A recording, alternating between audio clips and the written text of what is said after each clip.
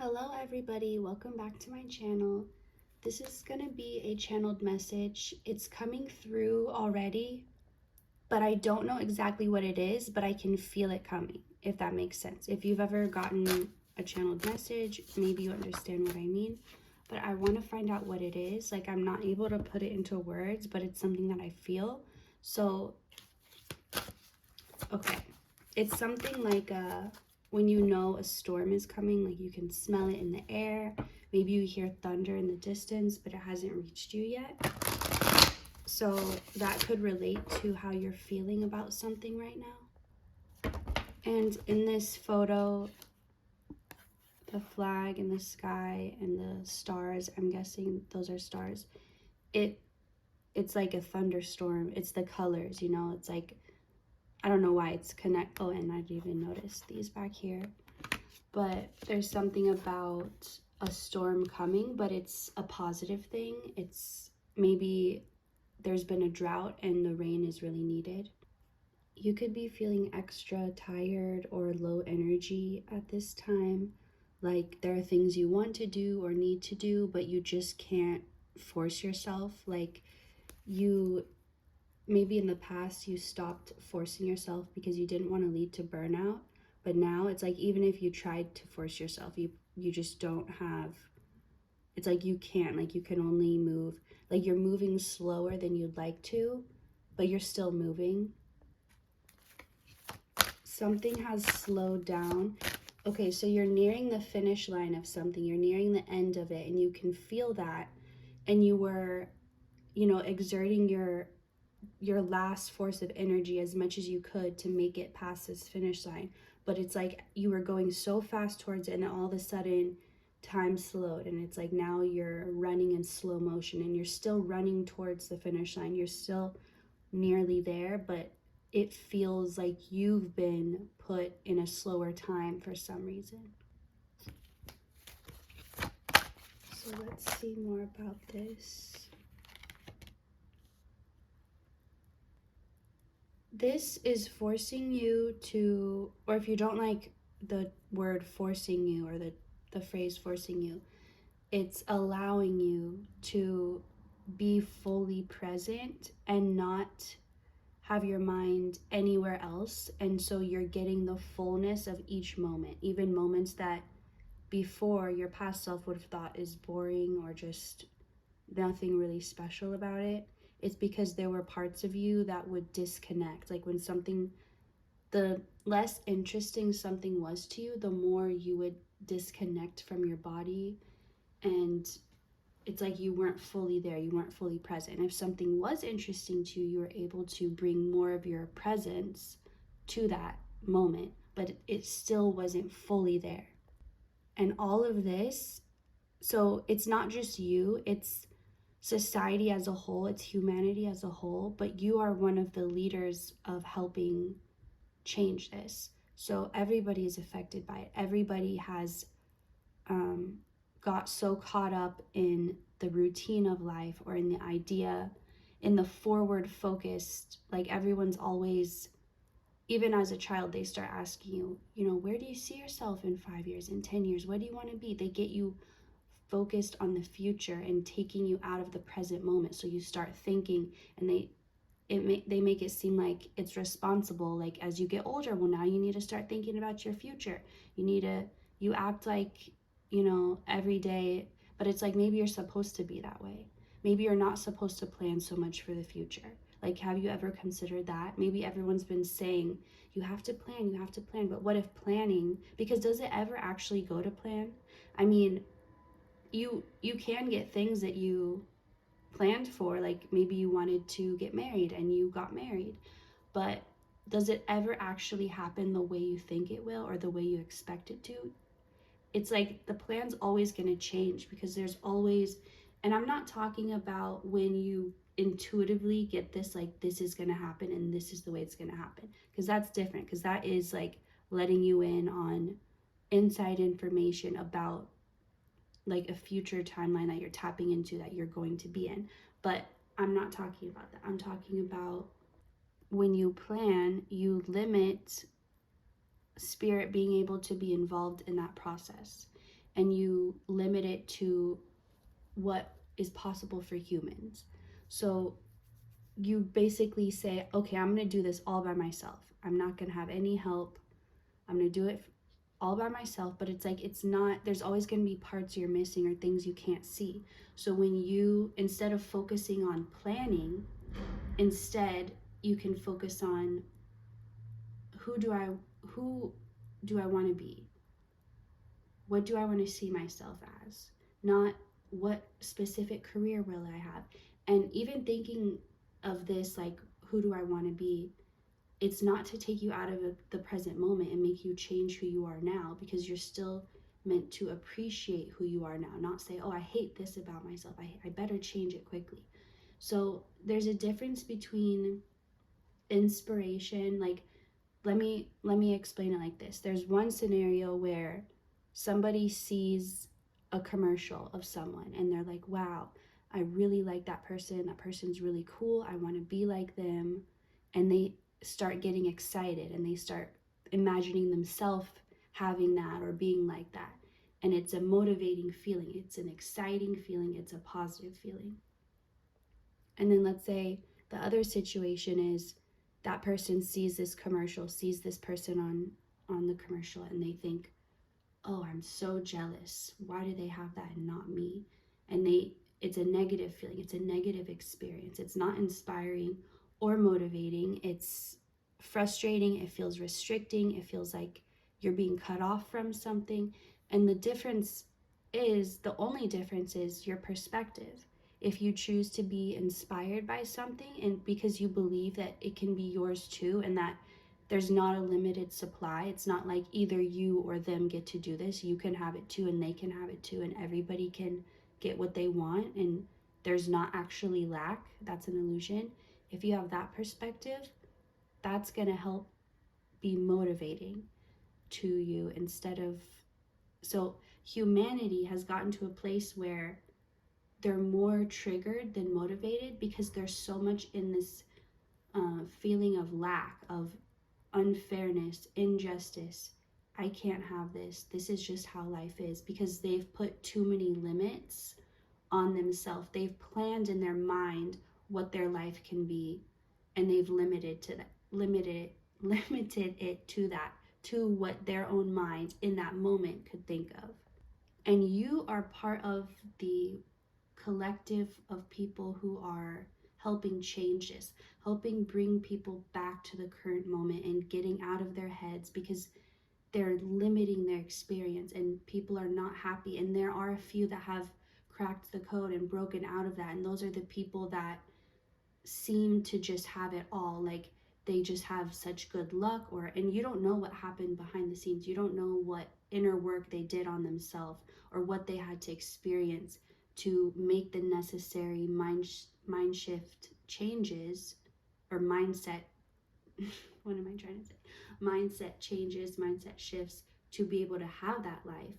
Or it could be that maybe they come from a family who has that type of belief, and so they were taught that from a young age. But whatever it is, those few people are, and you are going to be one of them too, but your people are going to watch your experience of this transformation. They're going to see all the phases from the outside. Of course, there will be parts that they don't know, but from the outside, they're going to see the phases, and they're going to, that you've gone through in this process. And they are going to know that it's possible for them. Because when you see someone on TV, for example, you might feel so separate, like, well, it's possible for them, but not for me. Like, they're completely different. But when it's somebody that you know, somebody that you relate to, somebody that you shared something with, like maybe you grew up together or you work together, whatever it is, you feel like, wait, that's more connected to me. Like, this isn't just a stranger on TV. This is someone I know. This is someone I've shared part of my life with. And they're able to do this, so I maybe can too. And it helps people make that connection. So the connection wasn't made for you. You created that for all the people who aren't able to do that right now. So you're creating that connection for them so that they can get out of that jealous mindset and out of, because, and the jealous mindset is rooted in the future that they've decided they're going to have, and they're not happy with it because it's not actually what they're capable of, their full potential. It's just like a story that's been told to them by someone else that they said, oh yeah, I guess that's supposed to be my life. And but it's like they're settling and they don't even realize that they're thinking this is just how it is. But you're helping them see energetically. It's not something you have to explain to them. It's an energetic thing that you're helping them see. You're helping them release these limits they've put on themselves and on their life and on what their future potential could be. So the hard part is when you're helping the collective in this way, you have to experience what they're experiencing too. It's like if you're helping people escape out of a maze and you're able to intuitively know how to get out, you have to be put in that maze and guide them out. So you're in it too. You're facing the situation too, but the difference is you're a leader. So you're given the instructions, you're able to receive the instructions and translate them through whatever means they come through to you and translate them to the people, to the collective. So let's see, what else? I really don't even know what to title this. Maybe something about being a model, because I feel like people relate to that in different ways, but it is what this is about. And this is the role you've chosen. You've chosen to be a leader. Like before you even came into this life, you chose this. Like, I'm going to be a leader in this life. That's my story. And so anytime you're not in that position, you're not going to feel like you're doing what you can be. Like, you're going to feel like there's something missing. Also, you could be seeing 1111 a lot, or 111, any combination of ones. So when you step into this leadership role, and being a leader, I think before, the way you had tried to do it is like trying to go to each person individually and tell them and meet them on their level, and like almost being a therapist and a leader at the same time, like trying to tell them in the best way they can hear it how to help themselves. But the thing is, that's not your job to actually make them understand. That's not your role as a leader, as a model. That's not what you're supposed to do. That's their own job. If they want it, if they want to understand, if they want to be part of what they see you're a part of, they can take the initiative to listen and learn on their own. They are fully capable of that. It's not that they can't do it. It's will they? Will they want to? Will it be worth it for them to make the effort?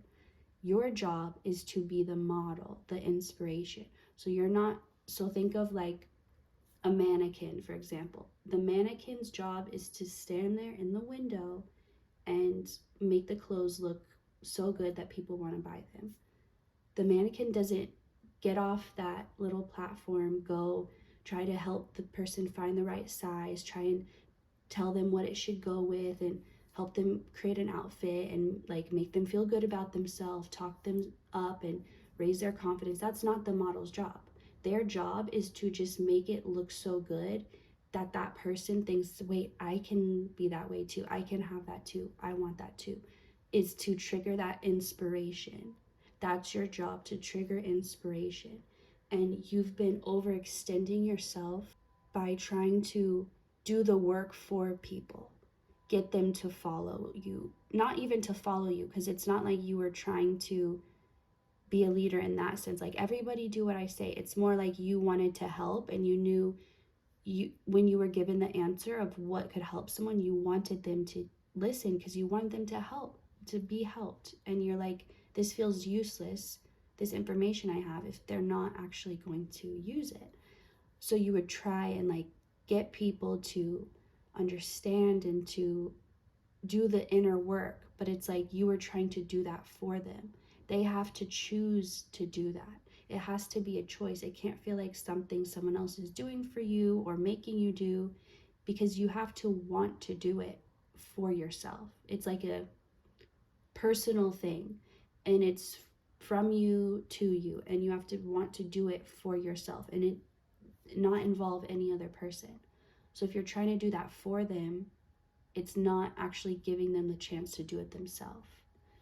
And you're now understanding your role is to do what you are inspired to do, follow that, and let everything else take care of itself.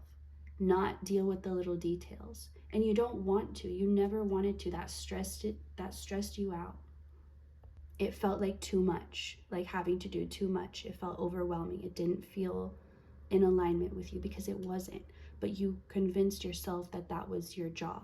But then you started to realize it wasn't, and you let that go.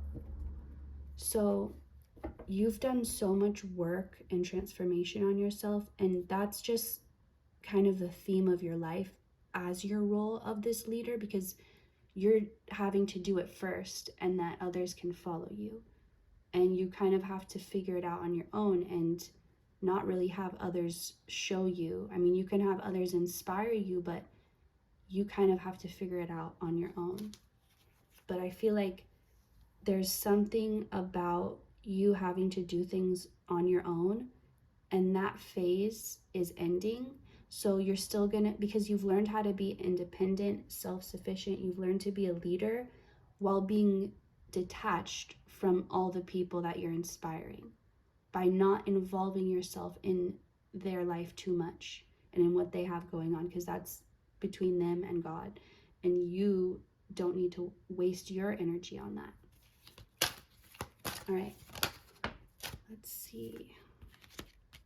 There are easier times ahead. It's not always supposed to be this challenging or feel like work, but I don't think you're there yet. You're still feeling the heaviness of it, but understand, like, it's as if you packed all your things, you moved out, but now you don't, like, someone else is doing the move for you. Someone else is going to move all your stuff, unpack it, clean, decorate. All you have to do is just wait and then walk into your new home.